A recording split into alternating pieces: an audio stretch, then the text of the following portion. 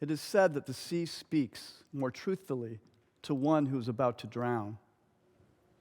As a naturopathic doctor and an acupuncturist, we learn that the water element, it corresponds with the emotion fear, and fear is defined as being in the presence of the unknown.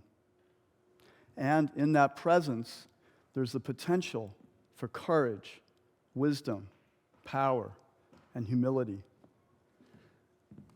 Lagos, Portugal, 1982, in a gorgeous, secluded beach with my dear spiritual friend Luna and my goddess girlfriend Aurelia. While Luna was charming a bunch of Portuguese older men on the beach, Aurelia and I strolled into the ocean, chest deep, the beautiful, calm, blissful ocean. Suddenly, out of nowhere, enormous tsunami-like waves crushed over our heads, smashing us to the ground below. Aurelia wasn't even swimming. She was thrashing around, and I was swimming in as fast as I possibly could. In a panicked mode, I decided all I can do is swim to the shore, even if I can, and catch my breath, and then scream for help, and if I can, I'll go back and try to get her. Swimming against the undertow with all my strength, I finally got there. I so wanted to collapse in the shore, but Aurelia was still bobbing helplessly in the waves. Hesitant, I dove into the ocean one more time, and within seconds, I was again smashed to the floor of the ocean. My heart sank. I knew there was nothing I could do. It was surreal. I was numb. Unexpectedly, my mind flashed on the ancient scripture Bhagavad Gita that I'd been studying with Luna.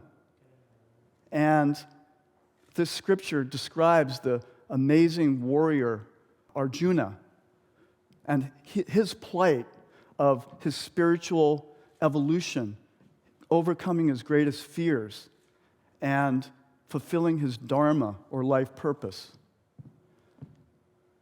I wanted so much his strength, but I was feeling scared and frozen.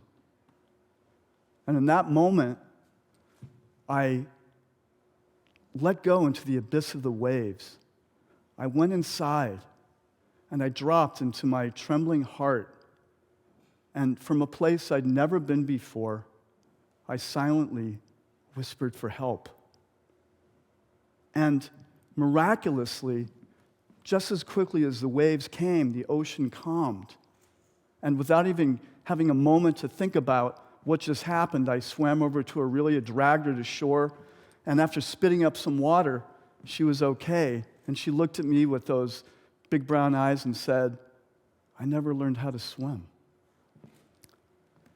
It's true that the ocean speaks more truthfully to one who's about to drown. At that moment in the water, I was terrified. I felt the depths of my fear, the bewilderment in my heart, and yes, the gratitude of divine intervention. That Lagos water experience has touched and deepened every interaction I've had with all of my patients over the years, and it's also influenced every challenge and twist of my life.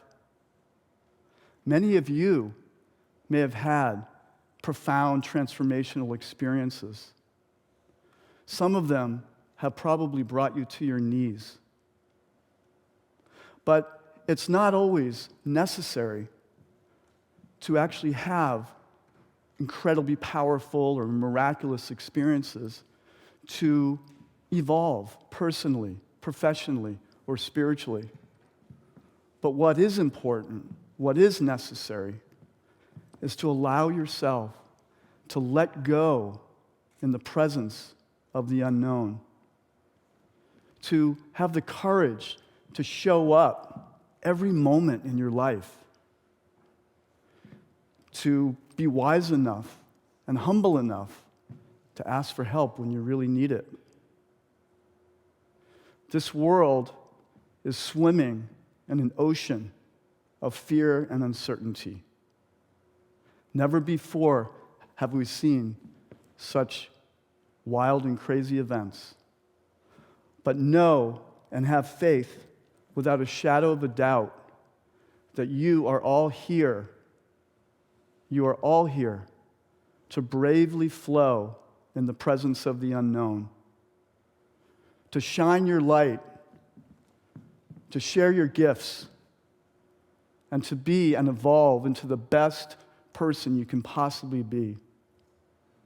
And love with power, humility, and courage.